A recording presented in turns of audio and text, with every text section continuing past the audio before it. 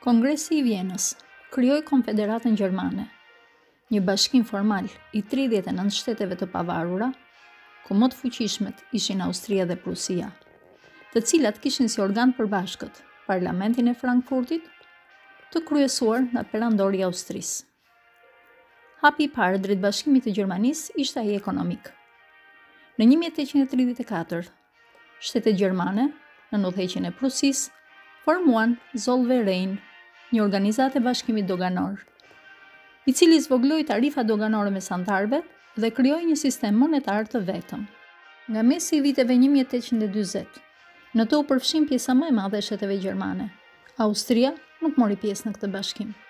Fal këtij sistemi të ri doganor, ekonomia dhe industria u zhvilluan me një vrull të jashtëzakonshëm. Të kënaqur nga rezultatet e bashkimit ekonomik, shumë gjerman filluan të mbështesnin dhe bashkimin politik.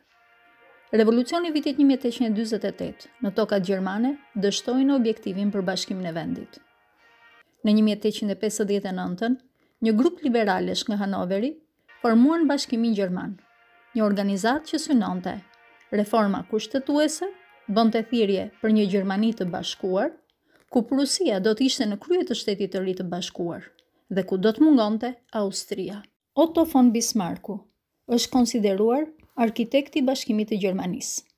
Në vitin 1862, mbreti Wilhelmi I e caktoi Bismarckun kancelar të Prusisë. Bismarcku e konceptonte Gjermaninë e bashkuar si një shtet ku Prusia do të mbizotronte mbi shtetet e tjera. Ai ishte i bindur se vendi mund të bashkohej vetëm nëpërmjet luftës. Ai ndërtoi një makinë ushtarake prusiane shumë efikase dhe ndërmori një politikë të jashtme aktive, e cila e çoi në luftën e parë për bashkim në vitin 1864. Danimarka ngriti pretendimin mbi dy krahinat bregdetare të Shlesvigut dhe Holsteinit. Atëherë Prusia dhe Austria i shpallën luftë. Forcat e bashkuara i mundën me lehtësi danezët, por dy aleatët nuk ranë në ujdi mbi mënyrën se si duhet të organizoheshin territoret e reja. Bismarcku e shfrytëzoi këtë grindje për ta shtyrë Austrinë drejt luftës. Lufta e dytë për bashkim ishte pikërisht lufta austro-prusiane, e quajtur ndryshe lufta shtatjavore e vitit 1866. Ajo përfundoi me fitoren e Prusisë.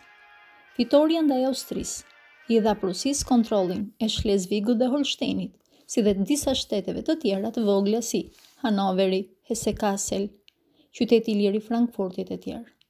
Pas luftës, Prusia organizoi një bashkim të ri shtetesh, të quajtur Konfederata e Gjermanisë Veriore. Shtetet e Gjermanisë Jugore mbetën të pavarura. Bismarcku vendosi të përdorte sërish luftën si mjet për bashkimin e plot të Gjermanisë.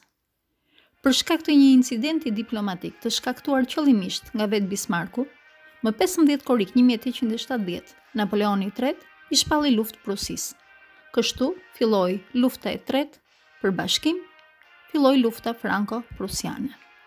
Sikurse Bismarcku e priste, shtetet e Gjermanisë së Jugut i erdhën në ndihmë Prusisë. Një ushtri e tërë franceze, përfshirë dhe vetë Napoleonin e III, u zu rob më 2 shtator 1870 në Sedan. Parisi kapitulloi më 28 janar 1871. Para përfundimit të luftës, shtetet e Gjermanisë së Jugut planuan të hynin në Konfederatën e Gjermanisë së Veriut. Më 18 janar 1871, në Versailles, Wilhelmi I u shpall perandor i perandorisë së dytë gjermane, Reichu i dytë. Shpallja e perandorisë gjermane solli krijimin e institucioneve të reja. Më 14 prill 1871, Reichstagu, Parlamenti Gjerman, miratoi një kushtetut të re për Gjermaninë. Sipas saj, çdo shtet kishte kushtetutën dhe parlamentin e vet. Njëkohësisht ekzistonte dhe Parlamenti Qendror dhe Perandori. Perandori ishte shumë i fuqishëm.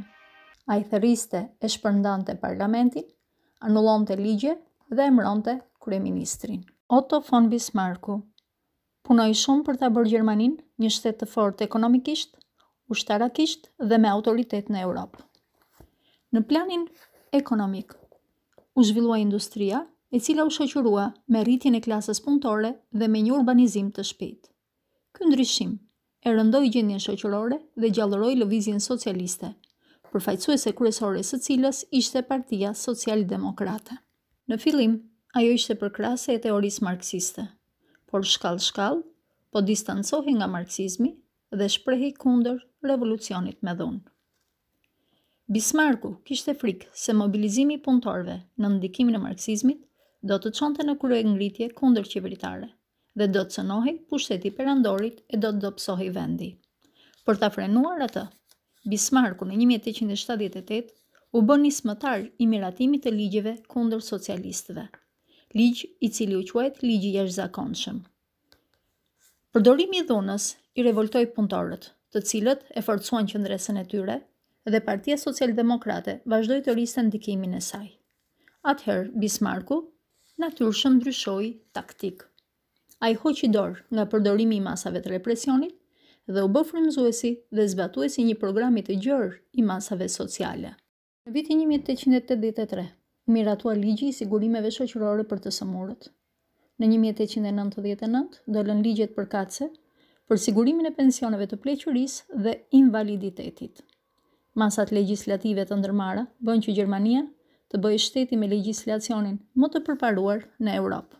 Partia Socialdemokrate përqafoi tërësisht mjetet parlamentare për sigurimin e interesave të proletariatit. Në përshtatje me gjendjen në Gjermani, u bë revizionimi i marksizmit. Eduard Bernstein, udhëheqës i socialdemokratëve dhe antar i Reichstagut, botoi veprën Socializmi evolucionar. Ai argumentonte se teoria marksiste nuk i përgjigjej realitetit ekzistues dhe shumë teza të Marxit dhe Engelsit ishin të gabuara. Bernsteini kërkonte revizionimin e marksizmit, nga ku doli dhe fjala revizionizëm. Përkrahasit e revizionizmit u quajtën socialistë të moderuar.